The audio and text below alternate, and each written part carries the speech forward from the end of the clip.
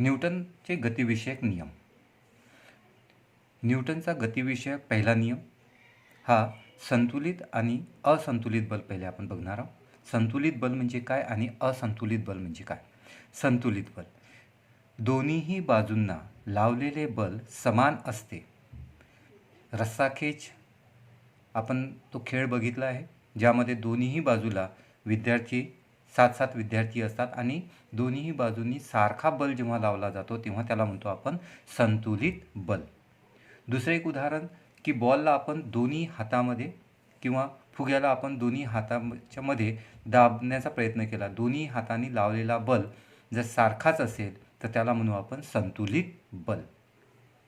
दुसरा आहे असंतुलित बल, दोन्हीही बाजूंना लावलेला बल असमान असेल. म्हणजे एखादा मुलगा एक छोटीशी गाडी किंवा खेळणं आहे, त्याला दोरी बांधून तो ओढत आहे, म्हणजे बल फक्त एकाच दिशेने लावल्या जात आहे, त्याला म्हणू आपण असंतुलित बल. जेव्हा बल संतुलित असते तेव्हा वस्तू स्थिर असते आणि जेव्हा बल असंतुलित असते तेव्हा वस्तूला गती असते. म्हणजे वस्तूला गतीमध्ये आणण्यासाठी असंतुलित बल लावावा लागतो आणि वस्तूला जर स्थिर ठेवायचं असेल तर संतुलित बल आपल्याला लावावा लागतो. न्यूटनचा गतिविषयक पहिला नियम. जर एखाद्या वस्तूवर कोणतेही बाह्य असंतुलित बल कार्यरत नसेल तर तिच्या विराम अवस्थेत किंवा सरळ रेषीय एकसमान गतीमध्ये सातत्य असते. म्हणजे एखादी वस्तू स्थिर असेल तर स्थिरच राहील आणि गतिवान असेल तर गतिवानच राहील, जोपर्यंत आपण त्यावर बाह्य असंतुलित बल कार्यरत करत नसेल तर. जर आपण जसं उदाहरण या ठिकाणी आहे, टेबलवर एक पुस्तक ठेवलेलं आहे, पुस्तक या टेबलवर बल प्रयुक्त करत आहे या खालच्या दिशेने आणि टेबल या पुस्तकावर बल प्रयुक्त करत आहे वरच्या दिशेने. दोन्हीही बलांची दिशा एकमेकांच्या विरुद्ध आहे. दोन्हीही वस्तूंनी, पुस्तकाने टेबलवर प्रयुक्त केलेलं बल आणि टेबलनी पुस्तकावर प्रयुक्त केलेले बल सारखेच असल्यामुळे ती वस्तू म्हणजे ते पुस्तक त्या टेबलवर स्थिर आहे. जोपर्यंत आपण बाह्य बल, असंतुलित बल म्हणजे आपण जोपर्यंत पुस्तकाला उचलणार नाही तोपर्यंत ते पुस्तक त्या टेबलवरच असेल. म्हणजे जोपर्यंत बाह्य असंतुलित बल आपण लावत नाही तोपर्यंत ती वस्तू स्थिरच असते, कारण यावर टेबल आणि पुस्तक यांच्यामध्ये संतुलित बल प्रयुक्त करण्यात आलेला आहे. न्यूटनचा गतिविषयक पहिला नियम हा जडत्वाशी निगडित आहे. जडत्व म्हणजे ज्या अवस्थेत आहे त्या अवस्थेत राहण्याचा प्रयत्न करणे किंवा त्या अवस्थेत राहते त्याला आपण त्याचं जडत्व असे म्हणतो. न्यूटनचा गतिविषयक दुसरा नियम. वस्तुमान आणि वेग या दोन्हीही राशींना एकत्र करून न्यूटननी एक नवीन राशी तयार केली, ज्याचं नाव आहे संवेग, ज्याला आपण संवेग असे म्हणतो. संवेग म्हणजे काय? वस्तूचा वेग व वस्तुमान यांचा गुणाकार म्हणजे संवेग. संवेगसाठी आपण p अक्षर वापरतो, वस्तुमानासाठी आपण m अक्षर वापरतो आणि वेगासाठी आपण वेग जो आहे त्याच्यासाठी v. तर संवेगचं सूत्र होते p बरोबर m गुणिला v. p म्हणजेच संवेग, m म्हणजे वस्तुमान, v म्हणजे वेग. संवेग म्हणजेच वेग आणि वस्तुमान यांचा गुणाकार.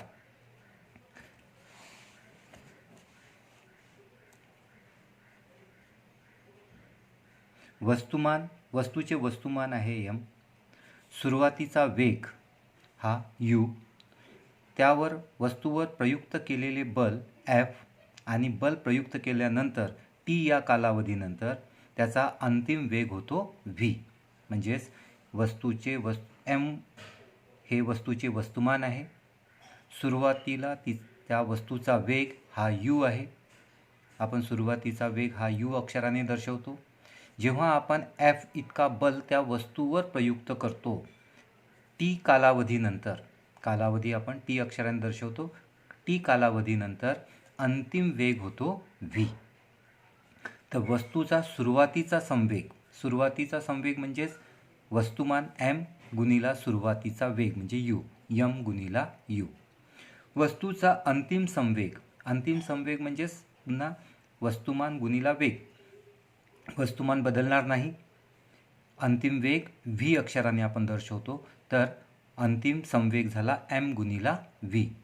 संवेग परिवर्तनाचा दर बरोबर संवेगात होणारा बदल छेदामध्ये वेळ.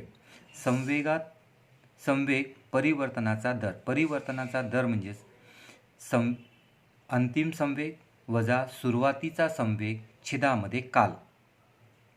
संवेग परिवर्तनाचा दर बरोबर अंतिम संवेग किती आहे m गुणिला v.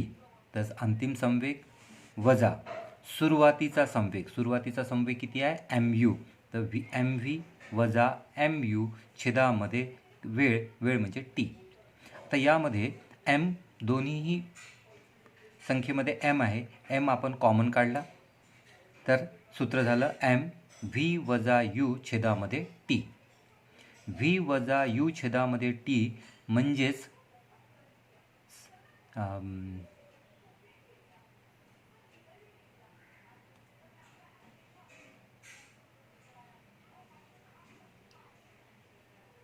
ॲक्सलरेशन, त्वरण. तर m गुणिला v वजा u छेदामध्ये t. v वजा u छेदामध्ये t बरोबर काय तर a म्हणजेच काय तर त्वरण. तर आता संवेग परिवर्तनाचा दर प्रयुक्त बलाशी समानुपाती असतो, म्हणजेच ma म्हणजे हा जो संवेग परिवर्तनाचा दर हा बलाशी समानुपाती असतो, म्हणजेच ma समानुपाती f. आता हा समानुपाती चिन्ह काढायचं आहे, त्या ठिकाणी बरोबरचं चिन्ह घ्यायचं आहे. बरोबरचं चिन्ह घेण्यासाठी आपण एक स्थिरांक या ठिकाणी घेतो. तर या ठिकाणी आपण स्थिरांक घेतला आहे k. तर सूत्र झालं f बरोबर म्हणजे हा समानुपाती चिन्ह काढायसाठी आणि या समानुपाती चिन्हाच्या ठिकाणी बरोबरचं चिन्ह घ्यायचं असेल तर आपल्याला स्थिरांकाने गुणाकार करावा लागतो किंवा स्थिरांक या ठिकाणी घ्यावा लागतो. या ठिकाणी आपण स्थिरांक k घेतलेला आहे. सूत्र झालं f बरोबर k गुणिला m गुणिला a. पण k ची किंमत 1 जर आपण घेतली, k बरोबर आपण 1 घेतलं तर सूत्र झालं f बरोबर m गुणिला a. तर परत बघा एकदा, न्यूटनचा गतिविषयक दुसरा नियम. न्यूटनने वस्तुमान आणि वेग या दोन राशींचं एकत्रीकरण करून एक नवीन राशी तयार केली, ज्याला त्यांनी नाव दिलं संवेग. संवेग म्हणजे काय तर वस्तूचा वेग व वस्तुमान यांचा गुणाकार म्हणजे संवेग. या ठिकाणी संवेगसाठी आपण अक्षर p वापरतो, वेगसाठी आपण v वापरतो आणि वस्तुमानसाठी आपण m वापरतो. तर सूत्र झालं p बरोबर m गुणिला v म्हणजे वस्तुमान गुणिला वेग. जर एखाद्या वस्तूचं वस्तुमान m असेल, सुरुवातीचा वेग u असेल, f इतकं बल लावल्यानंतर बल f म्हणजे f बल इतकं प्रयुक्त केल्यानंतर t कालावधी t वेळानंतर अंतिम वेग होतो v. आता यावरून आपण दोन वस्तूचा सुरुवातीचा संवेग आणि अंतिम संवेग आपण काढणार. सुरुवातीचा संवेग म्हणजेच काय m म्हणजे वस्तुमान गुणिला सुरुवातीचा वेग म्हणजे m गुणिला u. आणि वस्तूचा अंतिम संवेग म्हणजे काय तर m गुणिला वस्तुमान गुणिला अंतिम वेग म्हणजेच v, तर m गुणिला v. न्यूटनचा गतिविषयक दुसरा नियम हा संवेग परिवर्तनाच्या दरावर अवलंबून आहे. म्हणजेच संवेग परिवर्तनाचा दर बरोबर संवेगात होणारा बदल छेदामध्ये वेळ. आता संवेग परिवर्तनाचा दर म्हणजेच काय तर अंतिम संवेग वजा सुरुवातीचा संवेग. अंतिम संवेग किती आहे mv, तर आपण mv घेतला, वजा सुरुवातीचा संवेग किती आहे mu, तर वजा mu छेदामध्ये t म्हणजे अंतिम संवेग वजा सुरुवातीचा संवेग छेदामध्ये t. या वरच्या सूत्रामध्ये m कॉमन आहे, आपण m कॉमन घेतला, उरला v वजा u, तर v वजा u छेदामध्ये t. v वजा u छेदामध्ये t म्हणजेच त्वरण. तर a बरोबर v वजा u छेदामध्ये t म्हणजेच त्वरण आहे. तर या ठिकाणी आपण a शब्द वापरला आहे. अक्षर वापरलेलं आहे. ए म्हणजे काय तर त्वरण. तर संवेग परावर्तनाचा दर प्रयुक्त बलाशी समानुपाती असतो. म्हणजे या संवेगामध्ये होणारा बदल हा तुम्ही लावलेल्या बलाच्या समानुपाती असते. म्हणजे जितका बल तुम्ही प्रयुक्त कराल तेवढा तो त्यामध्ये संवेगाच्या परावर्तनामध्ये दर आपल्याला दिसून येतो किंवा बदल घडून येतो. म्हणजेच संवेग परिवर्तनाचा दर समानुपाती कशाशी असतो? बलाशी असतो. म्हणजे आता सूत्र झालं MA समानुपाती F. आता हे समानुपाती चिन्ह आपल्याला काढायचं आहे. या ठिकाणी आपण बरोबरचं चिन्ह घेणार आहे. तर F बरोबर, पण त्यासाठी आपल्याला एक स्थिरांक या ठिकाणी वापरायचा आहे. या ठिकाणी आपण स्थिरांक घेतो K. तर F बरोबर K M गुणिला A. K ची किंमत जर 1 असेल आणि आपल्याला माहिती आहे एक या संख्येने कोणत्याही संख्येला गुणाकार केला तर त्या संख्येच्या गुणाकारामध्ये काही फरक पडत नाही. त्यामुळे सूत्र झालं F बरोबर M गुणिला A. यानंतर न्यूटनचा गतिविषयक तिसरा नियम. प्रत्येक क्रियाबलास समान परिणामाचे त्यावेळी प्रयुक्त होणारे प्रतिक्रिया बल अस्तित्वात असते व त्यांच्या दिशा परस्पर विरुद्ध असतात. याचं सर्वात सोपं आणि सरळ उदाहरण म्हणजे रॉकेट. या रॉकेटमध्ये काय होते की या रॉकेटमध्ये मोठ्या प्रमाणात इंधन असते आणि जेव्हा त्यांचं प्रज्वलन होते तेव्हा या रॉकेटच्या शेवटी या पाईपमधून किंवा या इथून गरम गॅसेस बाहेर येतात, वायू बाहेर येतो आणि हे वायू या पृथ्वीवर म्हणजे पृष्ठभागावर बल प्रयुक्त करते. त्याच वेळेस तेवढाच बल पृष्ठभाग या रॉकेटवर बल प्रयुक्त करते आणि रॉकेट आकाशामध्ये उडतो. दुसरं एक उदाहरण आपण नदीमध्ये होडी चालवण्याचं किंवा नाव चालवण्याचं बघू शकतो. जेव्हा तो नावाडी वल्लवाने पाण्याला मागे ढकलतो तेव्हा ती नाव पुढे जाते. म्हणजे त्या नावाड्याने पाण्याला मागे ढकलणे हा झाला क्रियाबल आणि नाव पुढे जाणे ही झाली प्रतिक्रियाबल. म्हणजे दोन्हीही बल एकमेकांच्या विरुद्ध दिशेने कार्य करत असतात. तर हे झालं न्यूटनचा गतिविषयक तिसरा नियम. आता आपण न्यूटनचा गतिविषयक दुसरा नियम पुस्तकामध्ये दिला आहे, ते एकदा बघून घेऊ.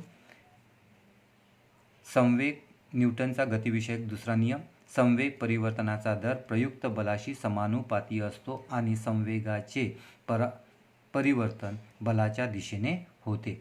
जर तुम्हाला विचारलं की न्यूटनचा गतिविषयक दुसरा नियम लिहा तर हे लिहायचं आहे तुम्हाला. संवेग परिवर्तनाचा दर प्रयुक्त बलाशी समानुपाती असतो आणि संवेगाचे परिवर्तन बलाच्या दिशेने होते. जर तुम्हाला विचारलं न्यूटनचा गतिविषयक तिसरा नियम लिहा तर हे लिहायचं आहे तुम्हाला. प्रत्येक क्रियाबला समान परिणामाचे त्याच वेळी प्रयुक्त होणारे प्रतिक्रिया बल अस्तित्वात असते व त्यांच्या दिशा परस्पर विरुद्ध असतात. यानंतर शेवटचा मुद्दा आहे संवेग अक्षयतेचा सिद्धांत. समजा ह्या दोन वस्तू आहे, बी वस्तू आणि ए वस्तू. या बी वस्तूचं वस्तुमान आहे M2, या ए वस्तूचं वस्तुमान आहे M1. आपण या ठिकाणी दोन वस्तू घेतलेल्या आहे, ए आणि बी. एचं वस्तुमान M1, बीचं वस्तुमान M2. आता या बी वस्तूवर आपण F2 इतका बल प्रयुक्त केला. आपण F2 इतका बल या वस्तूवर लावला. आता ही वस्तू बी या एच्या दिशेने जाते आणि एवर जाऊन आदळते. आदळण्यापूर्वी म्हणजे जेव्हा ह्या दोन वस्तू एकमेकांपासून आपण दूर ठेवल्या होत्या, त्यांच्यावर कुठल्याही प्रकारचा बल प्रयुक्त केला नव्हता, तेव्हा त्या वस्तूचा या ए वस्तूचा संवेग आणि बी वस्तूचा संवेग सुरुवातीचा किती राहील? तर सुरुवातीचा संवेग बी वस्तूचा राहील M2 म्हणजे त्याचं वस्तुमान आणि U2 म्हणजे त्याचा सुरुवातीचा वेग. तर बीचा सुरुवातीचा संवेग असेल M2 गुणिला U2. त्याचप्रमाणे ए वस्तूचा सुरुवातीचा संवेग काय राहील? M1 म्हणजे त्याचं वस्तुमान आणि U1 म्हणजे त्याचा सुरुवातीचा वेग. म्हणजे सुरुवातीचा संवेग ए वस्तूचा राहील m1 गुणिला u1 m1 u1. आता आपण या बीवर F2 इतका बल प्रयुक्त केला आणि ही वस्तू बी या एच्या दिशेने गेली आणि एवर जाऊन आदळली. बल प्रयुक्त केल्यानंतर या बीचा संवेग होईल, अंतिम संवेग होईल m2 गुणिला v2.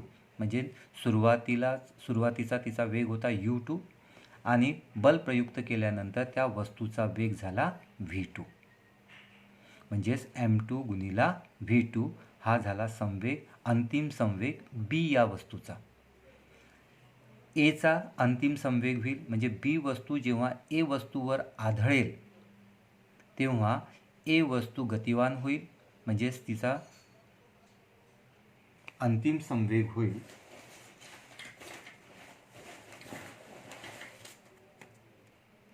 तर ए वस्तूचा अंतिम संवेग होईल m2 गुणिला v2. v2 म्हणजेच काय तर अंतिम वेग कोणाचा एचा आणि m1 इथे m1 म्हणजेच ए वस्तूचा वस्तुमान, तर m1 गुणिला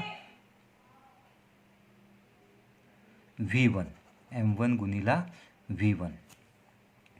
तर बघा सुरुवातीचा संवेग बीचा m2 गुणिला u2 आणि एचा होईल m1 गुणिला u1. अंतिम संवेग म्हणजे या बी वस्तूवर बल प्रयुक्त केल्यानंतर अंतिम संवेग होईल m2 गुणिला v2. u म्हणजे सुरुवातीचा वेग, v म्हणजे अंतिम वेग आणि ए वस्तूचा अंतिम संवेग होईल m1 गुणिला v1. m1 म्हणजे या ए वस्तूचं वस्तुमान आणि v म्हणजे या ए वस्तूचा अंतिम वेग. जेव्हा बी वस्तू या ए वस्तूवर आदळेल तेव्हा काय होईल तर ज्या दिशेने आपण बल प्रयुक्त केला त्याच दिशेने बी वस्तू वाटचाल करत आहे, म्हणून आपण धन घेतो.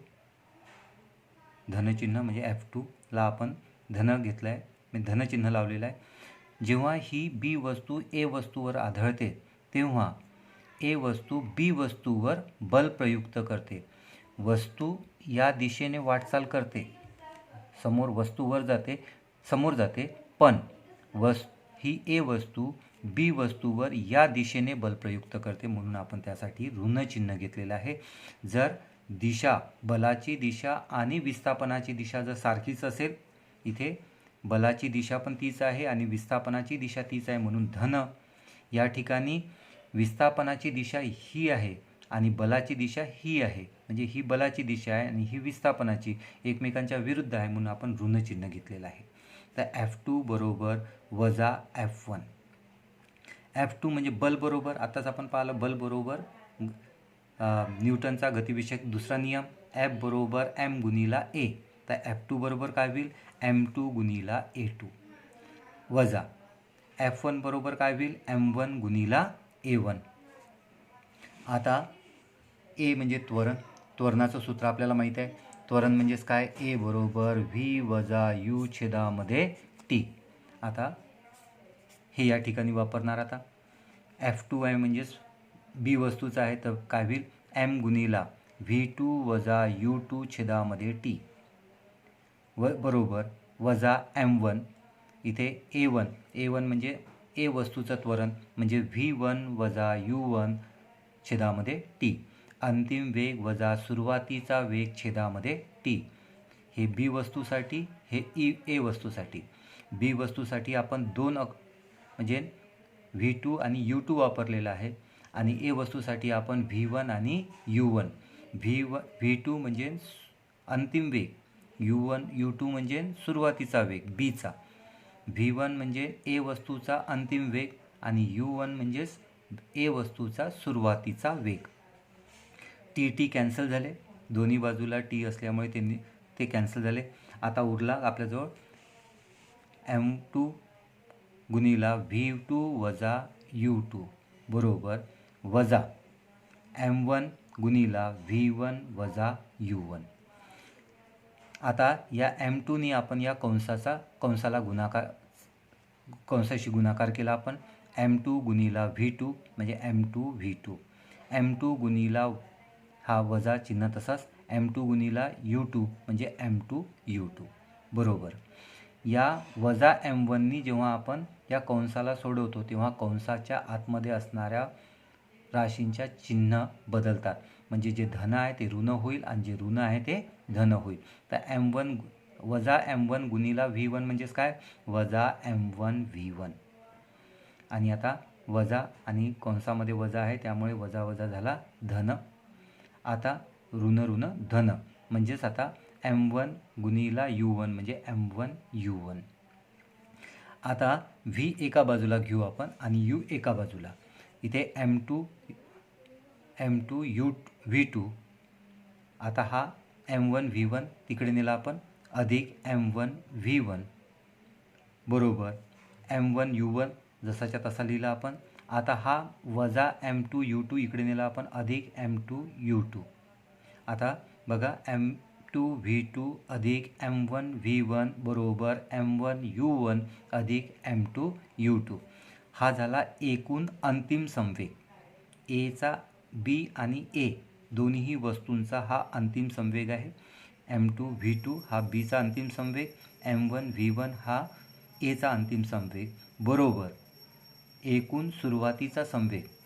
A वस्तूचा सुरुवातीचा संवेग होता M1 U1 आणि B वस्तूचा सुरुवातीचा संवेग होता M2 U2. यावरून सिद्ध होते की दोन वस्तूची परस्पर क्रिया होत असताना त्यांच्यावर जर काही बाह्य बल कार्य करत नसेल तर त्यांचा एकूण संवेग स्थिर राहतो, तो बदलत नाही.